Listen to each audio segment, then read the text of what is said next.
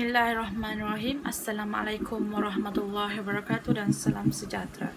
Saya Nur Syafiqah binti Nordin, pemegang matrik A175839, ingin membincangkan atau berkongsi satu topik yang sangat menarik tetapi kurang mendapat perhatian ramai.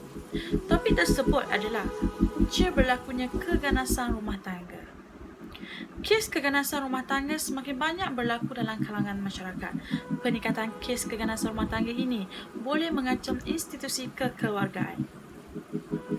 Keganasan rumah tangga merujuk kepada satu keganasan terhadap pasangan atau bekas pasangan. Ia terdiri daripada fizikal, gangguan seksual, keganasan, pertuturan, ukutan, pengabaian emosi dan kewangan. Kes ini sering berlaku dalam kalangan suami, isteri, anak-anak atau ahli keluarga yang tinggal serumah. Kes ini majoritinya melibatkan kaum wanita dan anak-anak sebagai mangsa dera dari segi mental dan fizikal. Namun begitu, terdapat juga kaum lelaki yang menjadi mangsa dera kepada kaum wanita. Sering menjadi persoalan mengapa timbulnya isu-isu keganasan rumah tangga. Secara umumnya, majoriti sikap suami yang merupakan ketua keluarga untuk membolehkan mereka bertindak dengan memukul dan mendera anak serta isteri mereka untuk melepaskan amarah ataupun rasa tidak puas hati. Hal ini merupakan satu fenomena yang sangat menyedihkan. Jika perkara ini tidak dibendung, pasti ramai lagi yang menjadi mangsa keganasan rumah tangga. Punca yang boleh menyumbang kepada berlakunya keganasan rumah tangga termasuklah masalah tekanan hidup yang dihadapi oleh segelintir individu. Tekanan untuk meneruskan kehidupan semakin mencabar individu yang mengalami masalah kewangan dan mereka yang dihimpit bebanan hutang, yang boleh menjadi punca kepada individu tersebut tidak lagi mampu mengawal diri daripada mereka bertindak ganas. Di samping itu, seorang bapa dan suami sering diharapkan untuk memenuhi kehendak isteri dan anak-anak dianggap sebagai bebanan kepada mereka yang mempunyai masalah kewangan yang serius. Hal ini menjadi punca kepada pendera untuk melepaskan amarah atau rasa tidak puas hati kepada isteri dan anak-anak. Oleh itu, anak-anak dan isteri yang menjadi mangsa kepada keganasan rumah tangga ini telah didera sama ada dari segi mental atau fizikal.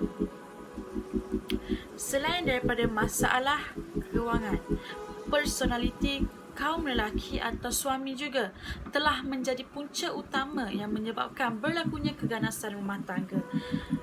Kerana kaum lelaki ini menganggap diri mereka sebagai golongan yang dominan ke atas kaum wanita dalam rumah tangga sehingga membolehkan mereka untuk melakukan apa sahaja tanpa sebarang halangan.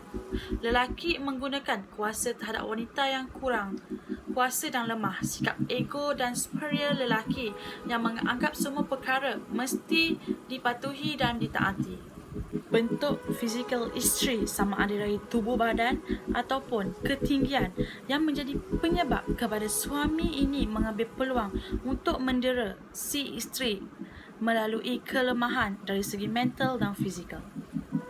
Hadirin sekalian, keganasan rumah tangga ini juga sering berlaku dalam kalangan mereka yang menjadi pemabuk, penagih dadah dan kaki judi.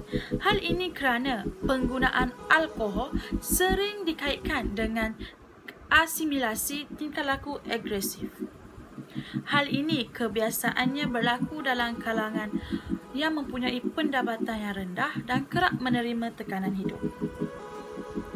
Apabila si suami ini sering atau kerap meminum alkohol secara berlebihan dan pertimbangan rasional tidak lagi dapat mengawal diri, oleh itu berlakulah penderaan terhadap orang-orang yang paling rapat yang berada di sekeliling mereka seperti isteri dan anak-anak.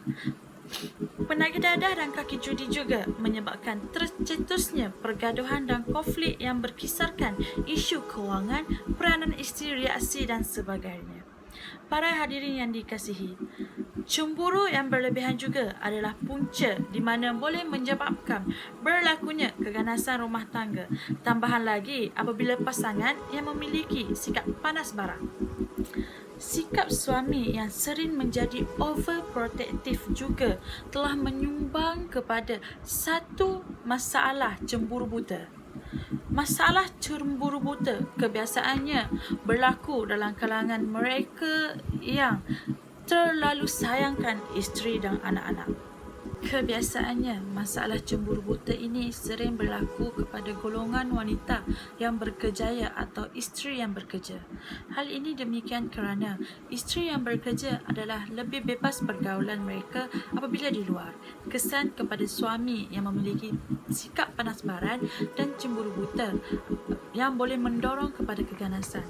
Hal ini disebabkan oleh boleh berlakunya perselisihan faham antara suami isteri akibat kurangnya kemahiran komunikasi dan apabila timbul konflik kerana terdapat pelbagai perkara yang negatif berlaku.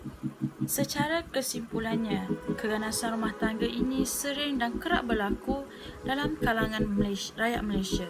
Pemangsa akan sentiasa mengancam mangsa dari sudut fizikal maupun mental. Yang ini boleh memberi kesan yang cukup kuat, membuatkan perasaan dan emosi mangsa tertekan. Kesan-kesan keganasan rumah tangga ini kita dapat lihat melalui perubahan emosi, anggota badan dan perubahan tingkah laku. Oleh itu, kita sebagai rakyat Malaysia sama-sama untuk membendung isu ataupun kes keganasan rumah tangga daripada terus melonjak dan merosakkan.